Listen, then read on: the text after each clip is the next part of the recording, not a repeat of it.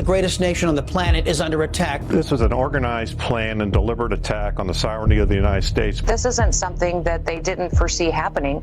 This is on purpose. This is by design. The people who run our country are destroying it, and they're doing it on purpose. Do you really think our country is being destroyed? They want to remake this country. I've never lived through a period like this.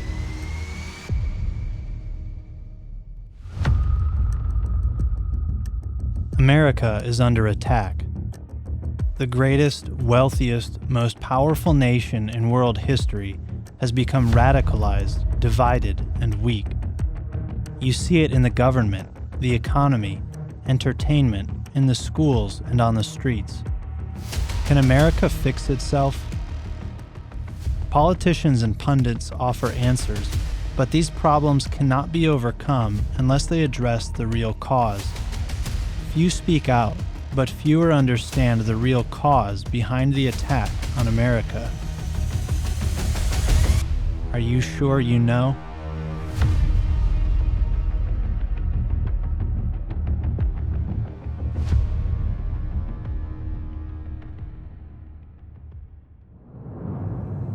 "2023 was the worst year ever for America's border. There was a 40% increase in encounters at the southwest border compared to 2021. We immediately surged to the border. All those people are seeking asylum. They deserve to be heard. That's who we are. We're a nation that says if you want to flee and you're fleeing oppression, you should come." Since Biden took office, there have been 7.5 million encounters with illegal aliens nationwide. This doesn't count those that got in unknown. The most obvious example of the attack on America is the invasion at the border, and this is a crisis entirely of our own making. Well, the goal of a border is the same as having a door in your home. You don't just leave everything open and whoever wants to come in. Even if you assume that all of these people they're just looking for opportunity and freedom and a better life, that's fine. You still have to control it. Those seeking to enter are not mostly families.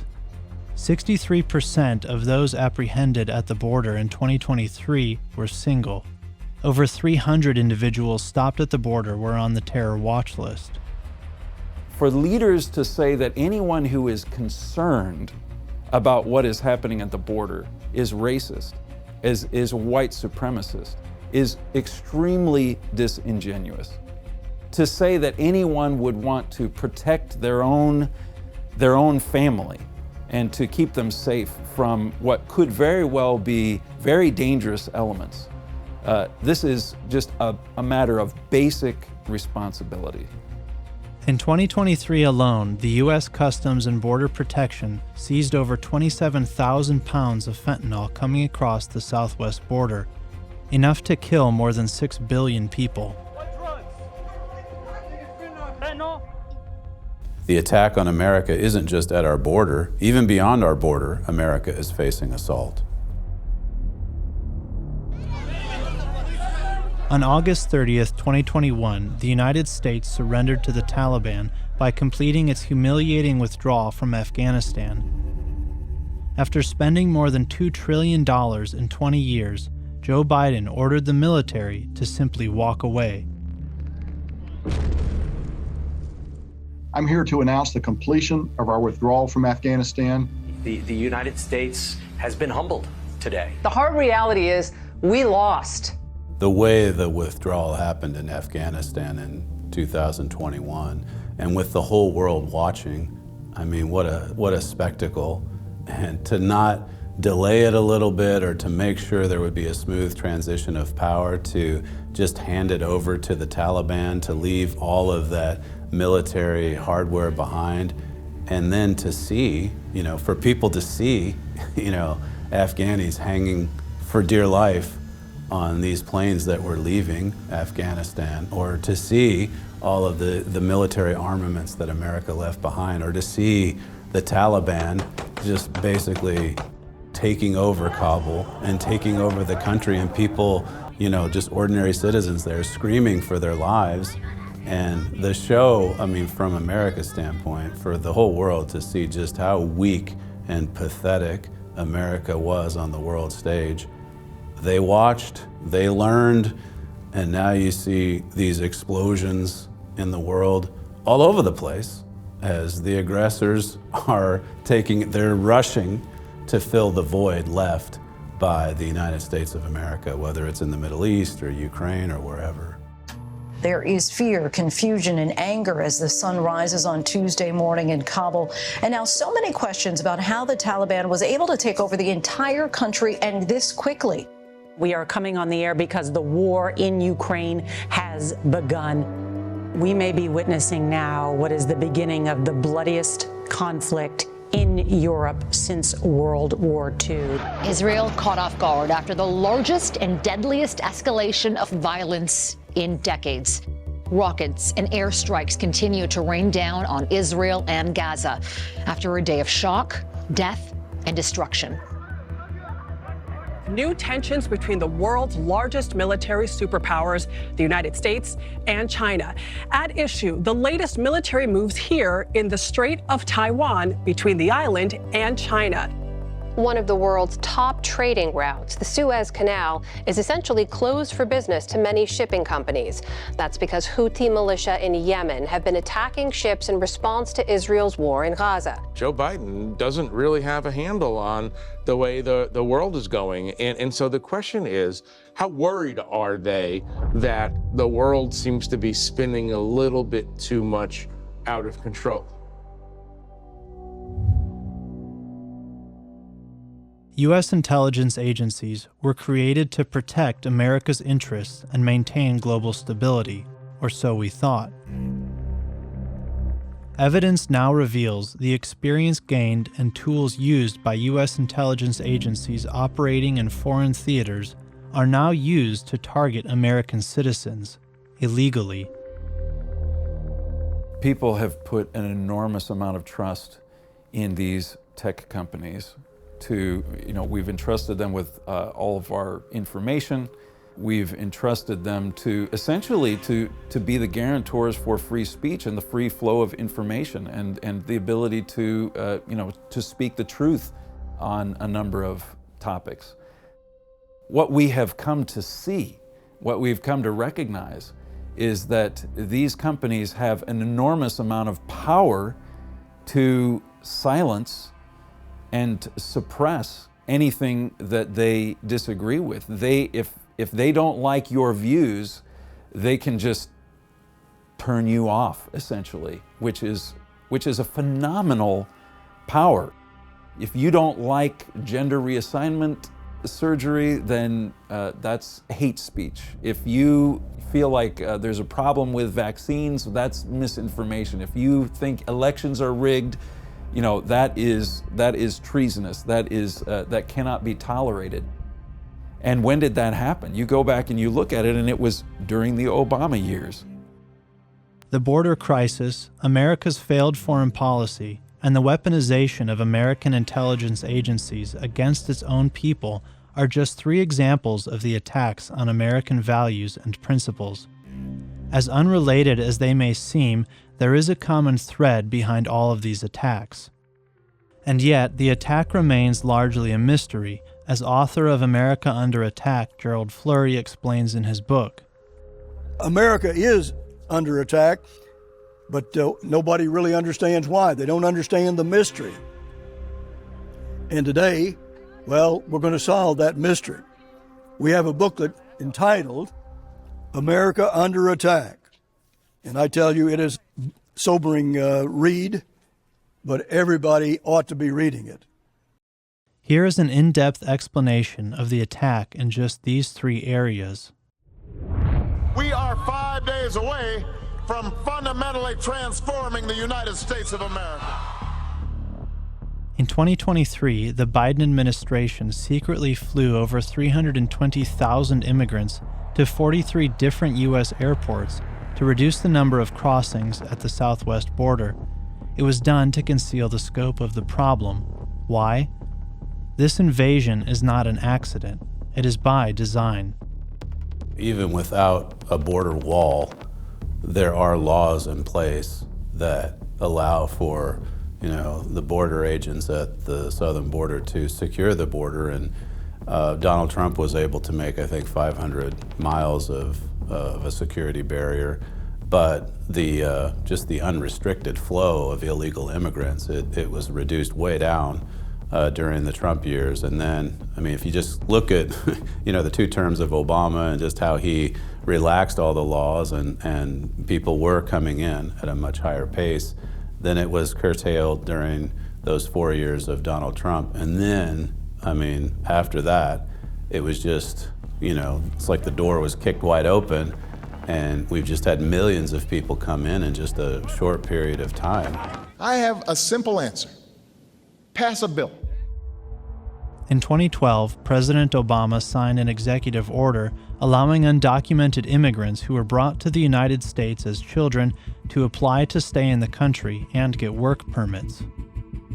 In 2014, Obama tried to offer work permits for illegal aliens if they were parents of children who were U.S. citizens, encouraging illegal aliens to cross the border and have children so they could stay.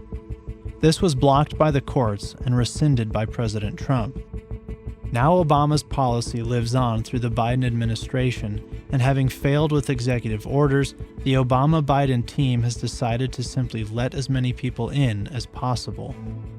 It is extremely clear, and it is more clear all the time, that anything that they say that is giving lip service to stopping immigration is purely for PR purposes. Because when you look at their actions, they are doing nothing to stop this. They are doing everything to encourage it. So this is not a matter of just not quite understanding the nature of the problem. This is clear, malevolent intent. I've also directed my team to make a historic increase in the number of refugees admitted from Latin America.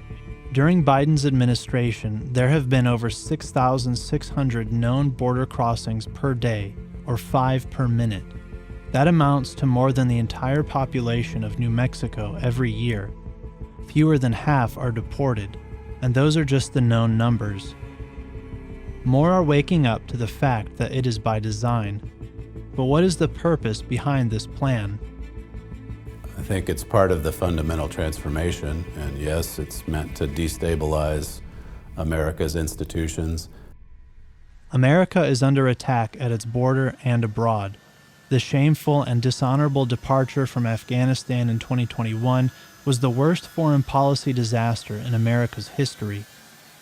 It was a deliberate, planned effort to destroy America's standing in the world. The Trumpet, Joel Flurry, is saying from the very beginning, this is misguided. When we go after the Taliban in 2002, late 2001, Joel Flurry says this is not going to end well. So the seeds for the disaster that followed were laid even before Barack Obama came to power. What happened when Obama came to power was that you had a force within the United States directing America's foreign policy that was completely pro-Iran. That had never happened before. There's a difference between not having the will to go after the real source of the problem in the Middle East, and that was driving America's foreign policy before that time. I've come here to Cairo to seek a new beginning. President Obama enacted a series of policies that wreaked havoc in the Middle East. In 2011, he helped oust Egyptian President Hosni Mubarak. He allowed America's outpost in Libya to be overrun by jihadis who killed a U.S. ambassador and several soldiers. Most importantly, he empowered the most extreme elements within the world's #1 terrorist nation, Iran. He refused to support the people of Iran when they rose up in protest against their tyrannical leaders. And as the regime was crippled by economic sanctions, Obama threw it a lifeline. he authored the disastrous nuclear deal that gave Iran millions in cash and cleared a path for the nation to build nuclear weapons. Today, after 2 years of negotiations, the United States, together with our international partners, has achieved something that decades of animosity has not: a comprehensive long-term deal with Iran that will prevent it from obtaining a nuclear weapon. Barack Obama is a creature of the third world, and he's most sympathetic to the most vicious, ugliest third world regimes that are out there.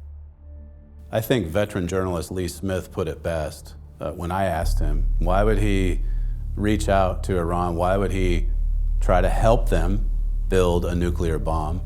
And Smith said, because they're on the same team. I mean, they're helping each other.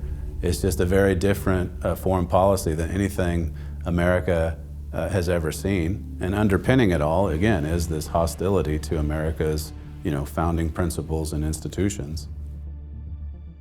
In 2016, President Obama secretly sent a plane to deliver $400 million in cash, and on the same day, Iran released 4 American prisoners.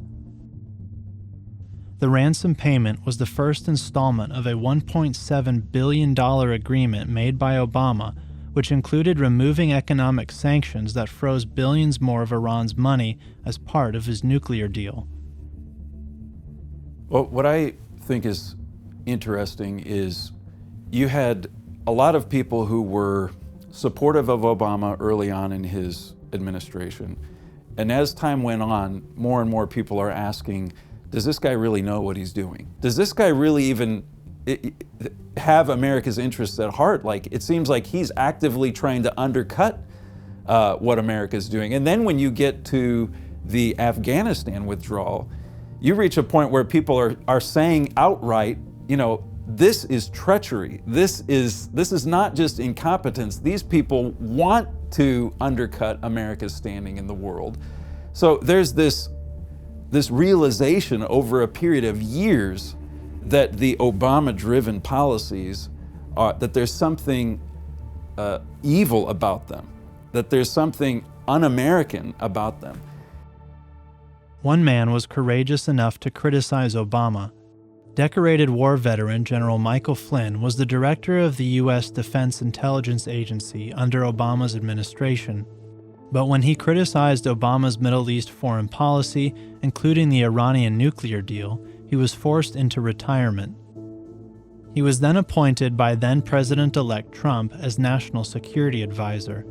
This prompted Obama's FBI to open a counterintelligence investigation against Flynn in August 2016 in hopes of removing him to preserve Obama's legacy. Barack Obama appointed him or promoted him to the position of Defense Intelligence Agency. So when he comes to Obama and he tells him the truth about ISIS, and Obama didn't like it. I mean, Obama was working for so many years to empower America's enemies. And General Flynn was a patriot, and so he basically got forced out by Obama. And then toward the end of the second term for Obama, he cozies up with Donald Trump, and I think it was 2 days after Trump, shocked the world by beating Hillary Clinton. One of the first bits of advice that Obama gave to Donald Trump was definitely don't hire General Flynn. So Trump went ahead and hired General Flynn, and with Obama's deep state, I mean, I don't want to get into all the various details, but they set things up to entrap General Flynn even really before Donald Trump was inaugurated. And then, of course, the meeting between the 2 FBI agents and General Flynn was, I think, a week or 2 after the inauguration there in 2017. Those agents said he didn't lie, but then, they started to create a crime. And then General Flynn was forced to resign, and then he had to endure through a couple years of the Department of Justice going after him for lying to an agent and threatening his son. General Flynn was forced to resign. 3 years later, the Justice Department dropped its case against Flynn after court documents revealed the case was a setup. The removal of Flynn not only protected Obama's foreign policy, it also removed a courageous leader who could have exposed how the intelligence agencies worked with media and tech companies to silence the government's critics.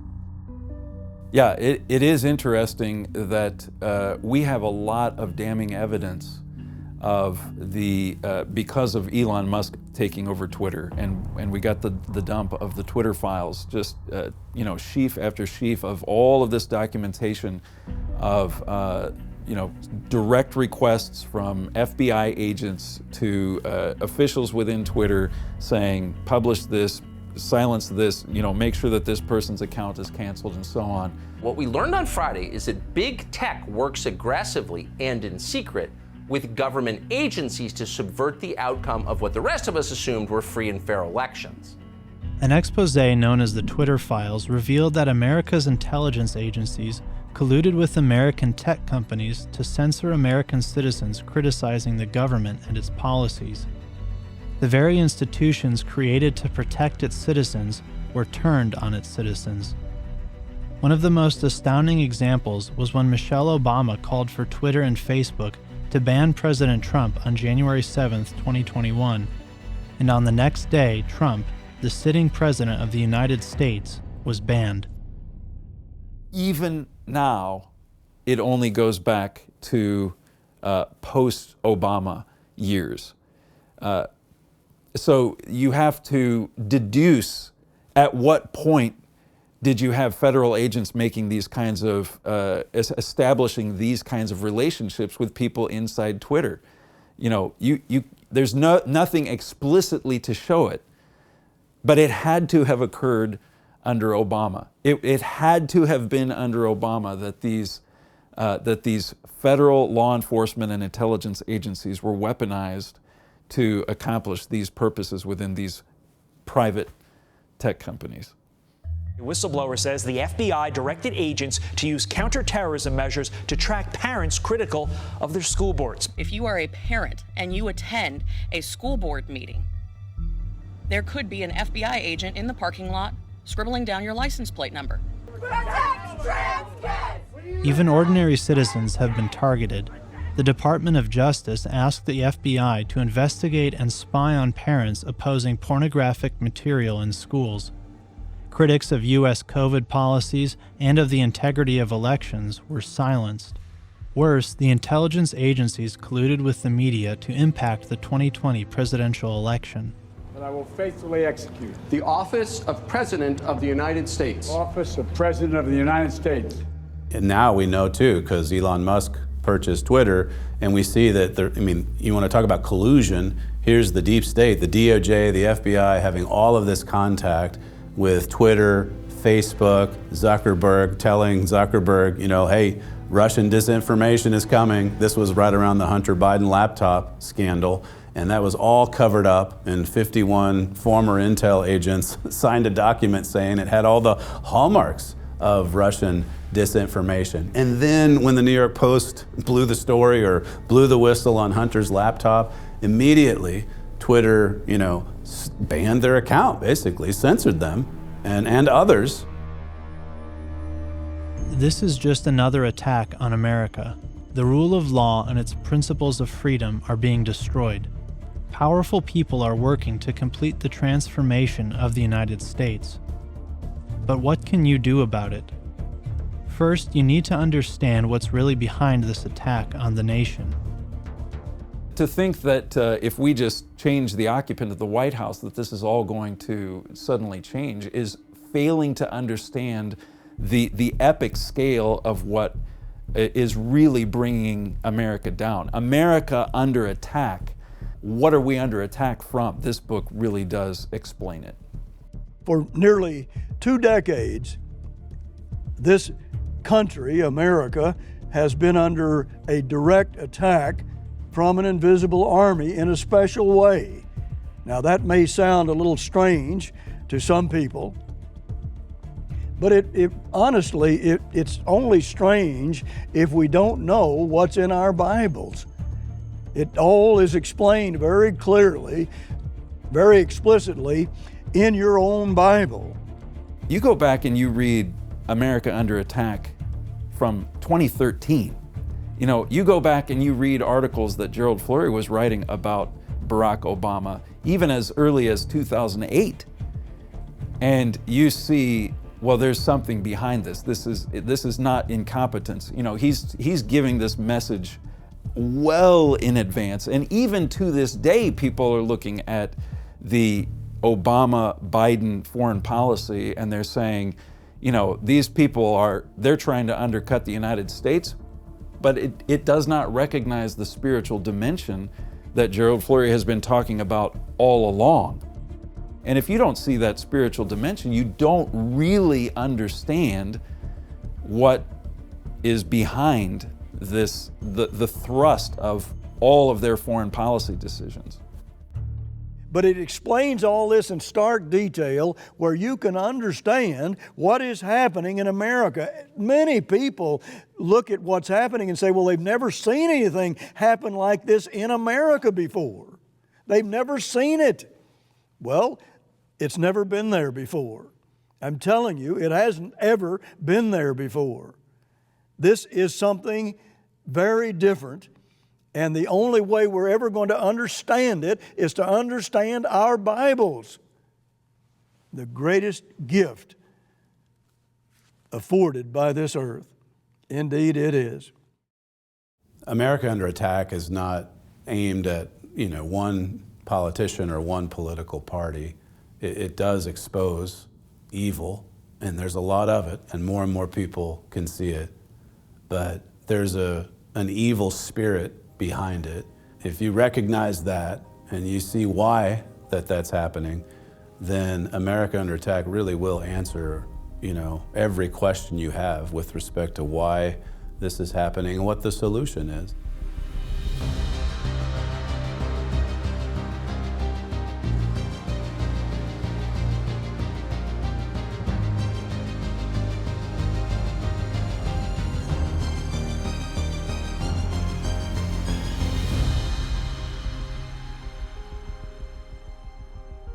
The spiritual and the prophetic view that informed America Under Attack.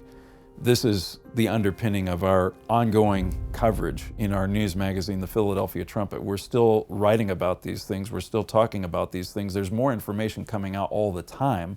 I do hope that people will continue to follow the story that begins in America Under Attack. Read the Trumpet, keep up to date, because this story is just getting started.